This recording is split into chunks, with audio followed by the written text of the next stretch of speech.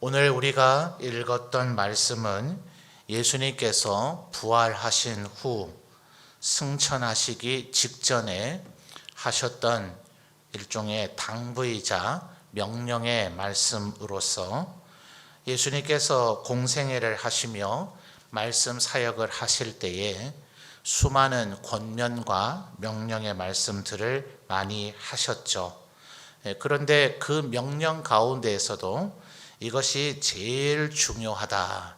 그래서 지상명령이다. 이렇게 보통 신학자들은 얘기합니다. 영어로 표현하면 The Great Commission 보통 이렇게 표현을 하죠. 오늘 본문을 보시면 4개의 주요한 동사가 나타나는데 19절에 보면 가서, 간다는 동사죠.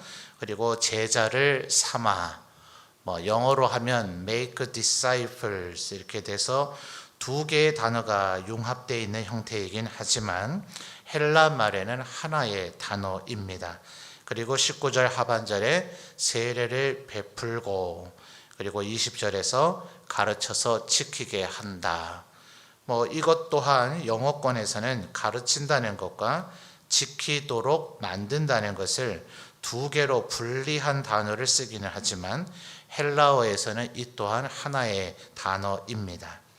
그런데 이 4개의 단어 가운데 2번째로 나타나는 제자로 삼아라고 하는 이 단어가 굳이 문법적으로 얘기하면 이것이 주동사가 되어지고, 나머지 가서 또 세례를 베풀고 그리고 가르쳐 지키게 하라는 2번째 나타난 제자로 삼으라고 하는 주동사를 도와주고 수식해주는 조동사의 역할을 하기 때문에 흔히 많은 설교가들이 19절, 20절의 말씀을 가지고 제자도를 나타내는 말씀이다.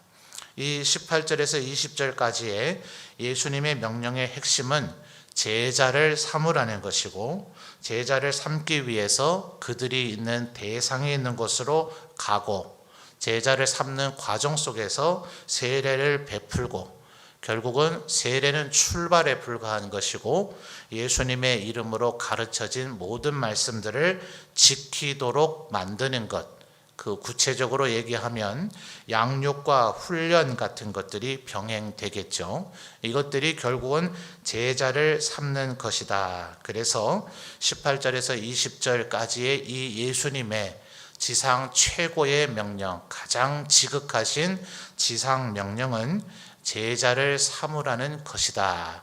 이렇게 보통 해설을 합니다. 그러나 사실은 이것은 예수님의 말씀의 어떤 의미라기보다는 오늘날 신학자들이나 또 목회자들이 자기들이 중요하게 여기는 부분을 보다 강조하고자 그쪽 관점에서 일종의 어떠한 안경의 틀을 가지고 그것을 보게 되면 그 안경의 모양이 물론 시력을 높이는 안경 렌즈의 도수의 문제도 되겠습니다만, 그런 시력을 높이는 안경 말고 말이죠, 일종의 어떤 틀을 가지고 있는 안경이라면 그 틀의 모양이 네모라면 사람들은 네모의 틀 안에 있는 것만 보아서 그것이 네모라고 여기게 될 것이고, 타원형의 틀을 가진 안경을 가지고 본다면 사람들은 타원형으로 물체를 보게 될 것이고, 그 바깥은 틀 밖에 가리워져서 보이지를 않으니 그 물체를 타원형 안으로만 인식을 하게 될 것입니다. 그러니 지금 이것은 제자도 혹은 제자 삼아야 된다라는 것에 주된 관점을 가진 사람들이 보는 이 말씀에 대한 시각이죠.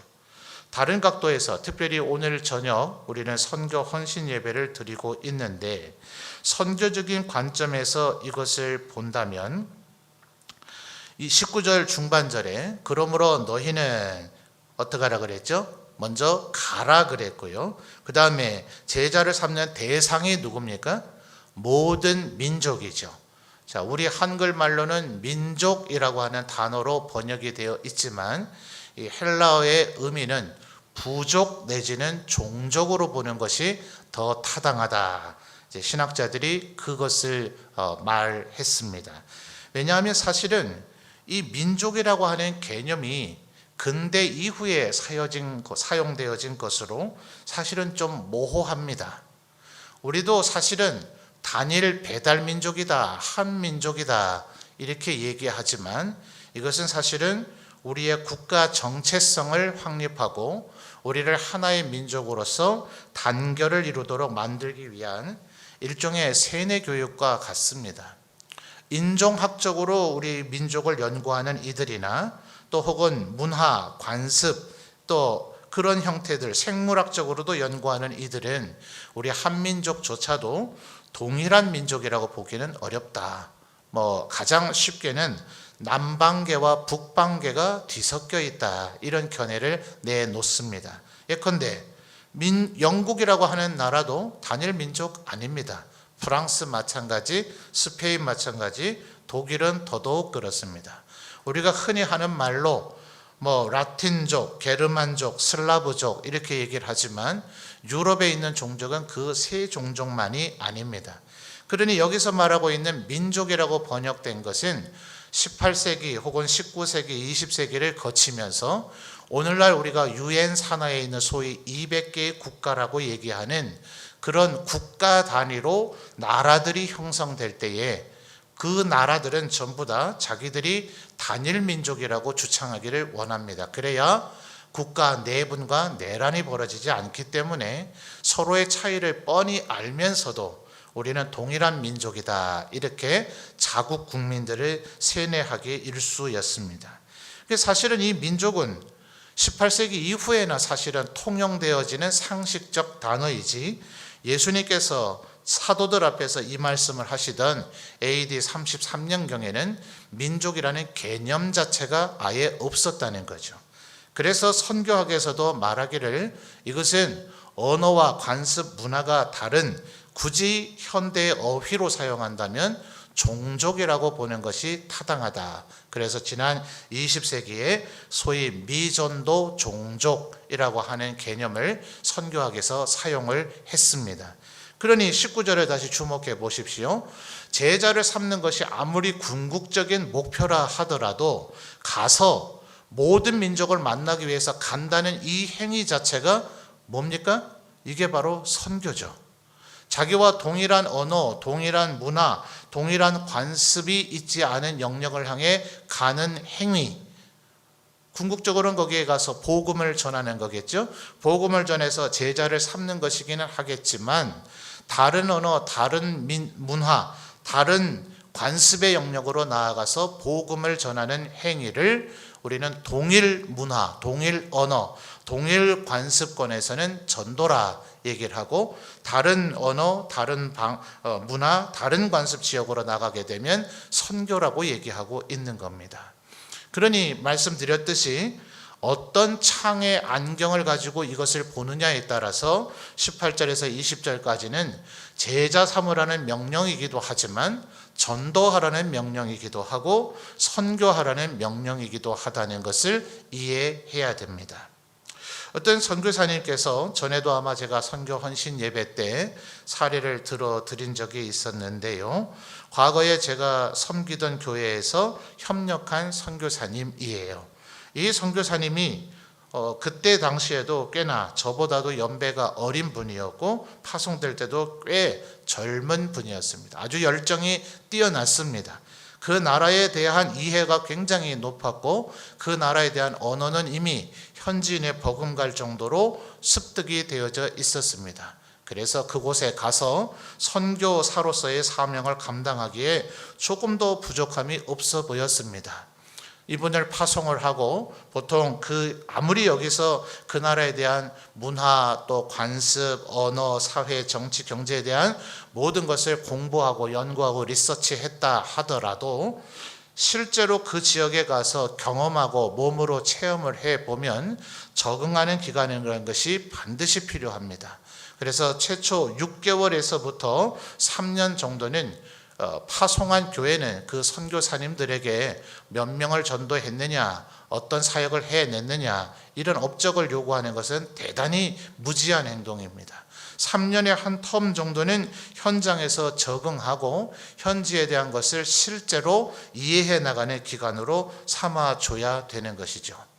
자, 그렇게 한 3년의 사역을 지냈습니다. 3년의 사역을 지내고 이제는 거의 현지인이라고 불러도 될 정도로 현지에 적응이 되어졌을 때쯤 이 선교사님이 보낸 일종의 선교 편지, 보고의 내용이 지금도 제 뇌리에 강하게 남아 있습니다. 이제 선교지의 모든 것이 익숙해졌고 그들과 나는 언어 면으로나 또 문화나 관습 면에서 별로 이질감을 느끼지 않는 이제 만반의 사역의 준비가 끝났는데 막상 사역을 하려고 보니 내가 이들에게 전도할 준비가 되어 있지 않다는 것을 깨달았습니다. 여러분, 어처구니가 없죠. 선교하러 나간다면 그 나라 가는 게 최종의 목적이 아니죠. 그것은 출발점이고 시작에 불과할 뿐.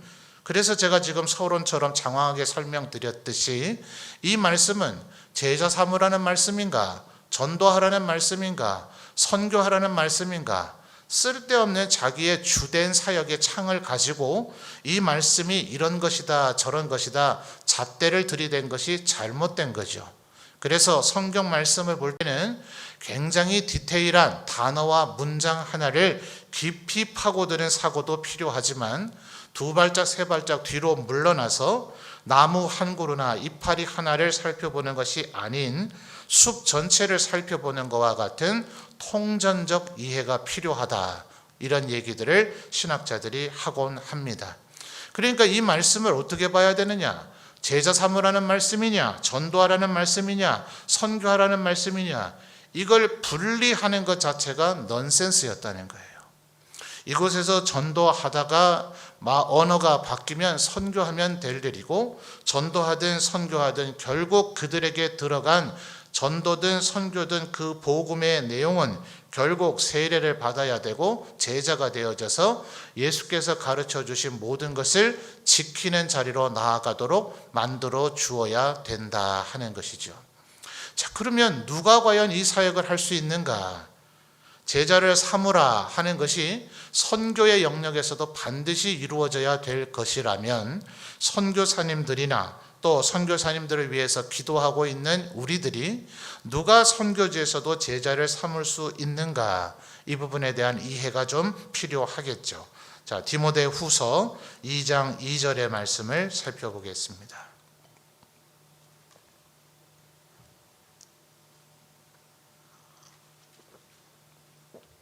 신약성경 344페이지 디모데 후서 2장 2절 말씀입니다. 스크린에도 준비가 되었네요. 성경책을 보시거나 아니면 스크린을 보면서 함께 낭독해 주시기 바랍니다. 시작.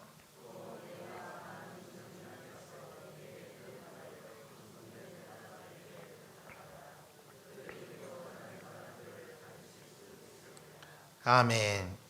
자, 방금 여러분이 읽어주신 디모데후서 2장 2절의 말씀은 방금 우리가 오늘 설교의 메인 성경 구절로 삼은 마태복음 28장 18절에서 20절과 함께 소위 제자도의 쌍벽을 이루는 말씀이라고들 이야기를 합니다. 자, 2장 2절의 내용을 살펴볼까요? 또 내가, 너라는 개념의 내가 나오죠. 이것은 디모데를 얘기하죠. 많은 증인 앞에서 내게, 여기 나라고 하는 개념의 나는, 내게는 바울 사도를 얘기합니다. 그러니 디모데가 바울 사도로부터 들은 바를 이제는 마치 바울 사도가 얘기하는 것처럼 두 번째 단계인 충성된 사람들에게 부탁을 하라는 거죠. 그러면 그 다음에 나타나는 그들이라고 하는 단어는 그 앞에 있는 충성된 사람들을 나타내죠. 이 충성된 사람들이 또 다른 사람들을 가르치게 된다 하는 것이 바로 제자 삼음의 원리이고, 이것이 한 명이 두 명 되고 두 명이 세 명 되는 이런 산수적 더하기적인 증가가 아니라 한 명이 두 명이 되고 두 명이 네 명이 되고 네 명이 여덟 명이 되는 일종의 곱하기 배가의 법칙이다. 이렇게 보통 제자도에서는 이야기를 합니다. 자, 앞에 저를 한번 보실까요? 최초의 말씀은 예수님이겠죠. 예수님께서 바울 사도에게 얘기하면 바울 사도만 배운 게 아니죠. 사실은 12명의 사도들이 있었죠. 그래서 D12라고 하는 개념을 도입을 해서 한 사람이 12명만 제자를 삼을 수 있다면 그 12명이 또 다른 12명을 제자를 삼을 수 있다면 어떻게 됩니까? 144명이 되죠. 이 144명이 또다시 각각 12명을 제자 삼을 수 있다면 144 곱하기 12 해보세요. 얼마가 되시겠어요? 엄청난 숫자로 증가되어지죠.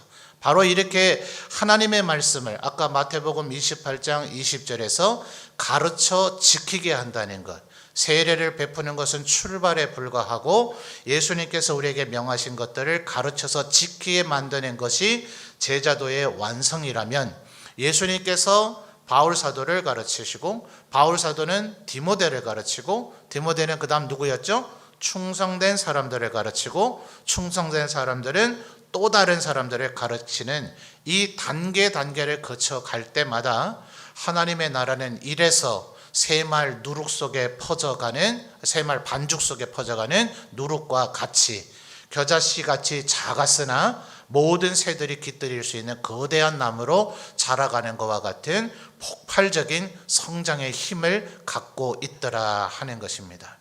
자, 그런데 누가 이것을 할 수 있을까요? 예수님이야 온전하신 하나님의 그 본체시죠. 그런데 그들의 제자인 사도들 혹은 바울 사도와 같은 이가 예수님을 온전히 닮아가야만 예수님을 닮아간 디모데를 만들 수가 있죠.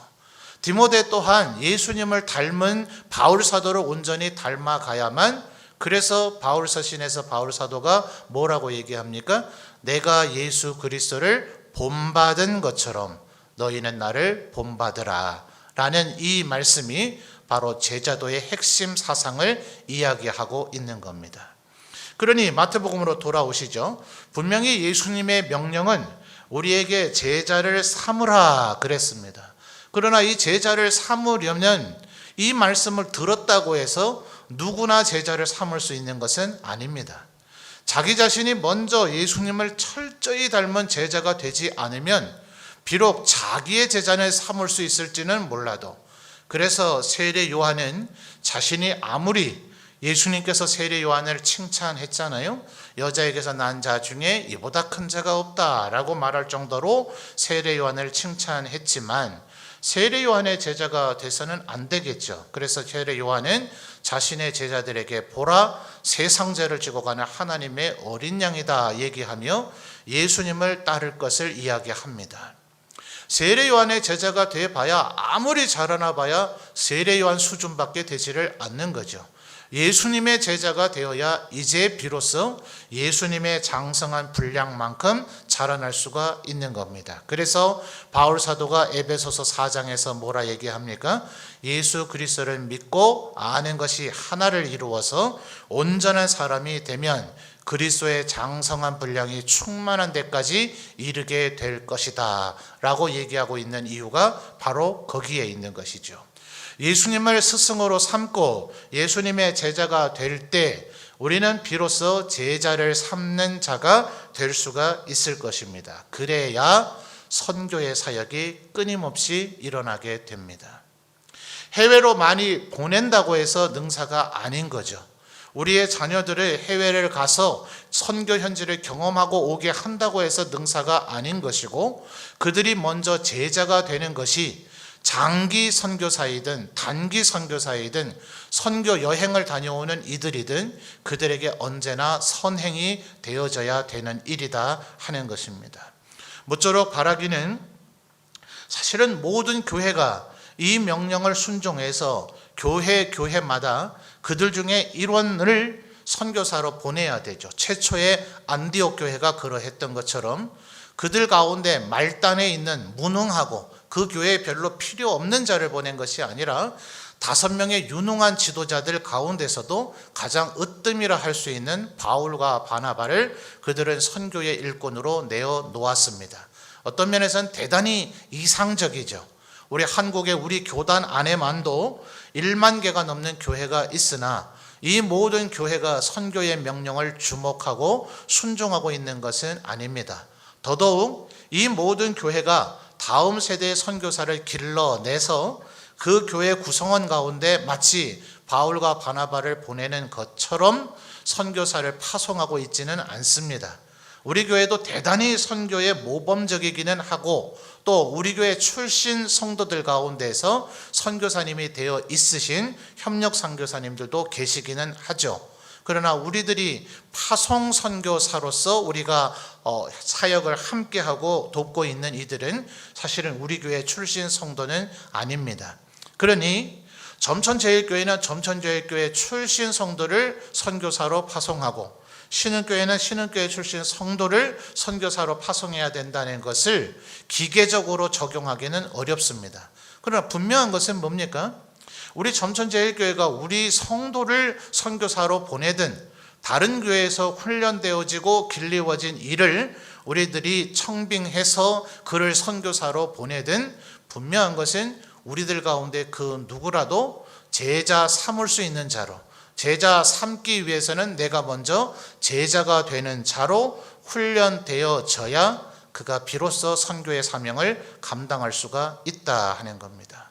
어쩌면 우리 교회 출신인 가운데에서 지금 목회자의 길을 걸어가고 있는 우리 전도사님들도 몇 분 계시죠.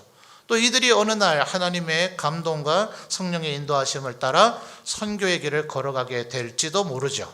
또 지난 17년간 지금 코로나로 인해서 잠시 몸을 움츠리고 있긴 합니다만 17년간 우리들이 계속해서 보냈던 우리의 다음 세대들 가운데 어느 날 그들이 다시 선교의 부르심으로 해외로 나가게 될지도 모르죠. 그러나 이 모든 일들을 하기 위해서는 오히려 우리 교회 내부에서 주일학교와 또 전도회와 우리의 구역들이 끊임없이 내가 먼저 제자가 되겠다. 그래야 우리가 제자를 삼을 수 있기에 내가 먼저 제자가 되어져야 내 좌우 앞뒤에 있는 사람들에게 예수님을 따르는 것이 무엇인가 선한 영향력을 미쳐주니 우리가 서로에게 잠언 말씀에 철을 날카롭게 하는 것처럼 대장간에서 망치로 쇠 뭉치들을 달구어서 그것을 때려서 담금질해서 각종 병장기나 농기구를 만드는 그 모습을 설명하고 있는 것 아닙니까?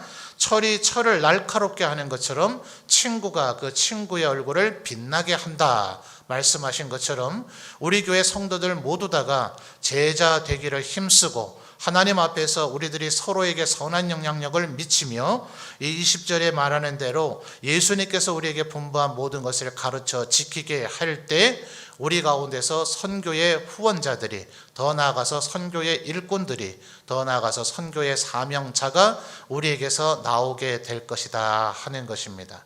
그러므로 마태복음 28장 18절에서 20절을 이것이 제자도의 명령이냐 전도의 명령이냐 선교의 명령이냐라는 것을 구분짓고 나누는 것이 일종의 넌센스이듯이 우리가 오늘 이 저녁 비록 선교 헌신 예배를 드리지만 이것은 교육과 무관한 것이다. 전도회와 무관한 것이다. 구역과 무관한 것이다. 이렇게 여길 수가 없는 것입니다. 그러므로 교회의 모든 사역은 서로 융합이 되어져야 되고 연결이 되어져야 되며 특별히 전도와 선교는 모든 사역이 함께 어우러져 만드는 앙상블과 오케스트라와 같은 것이다. 어느 한 구석에라도 미흡하면 교육이 제대로 안 되면 그리스도인의 교제가 안 되면 사실은 그리스도인의 진정한 교제가 뭔지를 모르는 분들이 가서 예수님의 이름을 잘 전했을지는 모르지만 마치 고린도 교회와 같은 교회를 양산해낼 위험이 있습니다. 분명히 예수님을 믿고는 있죠. 그런데 바울 사도가 뭐라 책망했습니까? 너희들이 육에 속한 자는 아니기는 한데 아직까지도 신령한 자, 성령을 따라 사는 사람들이 아닌 육신의 소욕을 따라 사는 그래서 때로 갈등하고 다투고 세상에 짝을 하고 심지어는 고린도인들에게서 얼마나 충격적인 범죄들이 많이 일어났습니까? 세상에서도 일어나지 않을 일들이 교회 내부에서 일어나는 어처구니 없는 일들이 고린도 교회에서 일어난 것은 그들이 하나님의 말씀에 온전히 제자화가 되지 못했기 때문에 그런 일들이 일어나더라 하는 거죠. 그러니 우리들이 이곳에서 한 명의 선교사를 보내기 위해서 또 혹은 선교사님을 후원하기 위해서 오늘 이곳에서 우리들 각자가 제자가 되기를 꿈꾸고 힘쓰고 노력하는 것이 우리 가운데 그 누군가가 혹은 이 우리는 점천제일교회 내부만을 의미할 것이 아니라 우리 한국교회 성도들 가운데 누군가가 선교사님이 되어질 때에 그가 진정으로 선교지에서도 정금과 같이 빛나고 하늘의 별과 같이 빛나고 또 하나님의 그리스도의 편지와 그리스도의 향기로서 아름다운 열매를 맺는 제자 삼는 선교사님으로 세워지게 될 것이다 하는 것입니다. 우리 신미란 선교사님이야 아주 사역을 잘하고 계시지만 때때로 연합 선교단체들에서 우리 한국인 선교사님들이 각자의 개인기는 뛰어나나 협력하고 협동하는 사역에서는 다소 이기적인 모습과 성숙되지 못한 인격의 모습을 노출되곤 한다 하는 얘기가 GMS를 통해서 간혹 들려지는 안타까움이 있습니다. 모두에게 일어나는 일반적인 얘기는 아니겠으나 이것은 우리 한국교회의 일종의 지상도, 일종의 그 평가되어지는 그림을 그대로 반영하는 것 같아요. 우리 각자가 내면적으로 더 성숙되어질 때, 더 성령 충만할 때 우리들 가운데 누군가를 보낸 선교사님도 그곳에서 전 세계의 선교사들을 이끌어가는 그런 리더적인 일이 될 것이다 하는 것입니다. 그러므로 교육 따로, 제자도 따로, 선교 따로 이렇게 여길 것이 아니라 우리들이 주일학교를 학생들을 잘 가르치고 우리들이 구역에서 전도해서 서로를 더 잘 섬기며 우리들 각자가 제자가 되는 그것이 바로 선교의 다름 아니다 하는 것을 기억하셔서 더더욱 우리들 모두 다가 예수님의 제자가 되어지며 또 우리에게 선교를 하라 명하신 그것 또한 20절에 우리들이 가르침을 받아 마땅히 지켜야 될 예수님의 명령들 가운데 하나가 아닙니까? 그러므로 우리가 제자 되는 것 자체가 곧 선교를 이루어가는 것이다 하는 것을 기억하셔서 더욱더 예수 그리스도의 온전한 제자, 충성된 제자, 하나님 앞에 헌신하는 제자들이 되시기를 힘쓰고 애쓰시는 우리 모든 성도들이 되시기를 주님의 이름으로 축원합니다.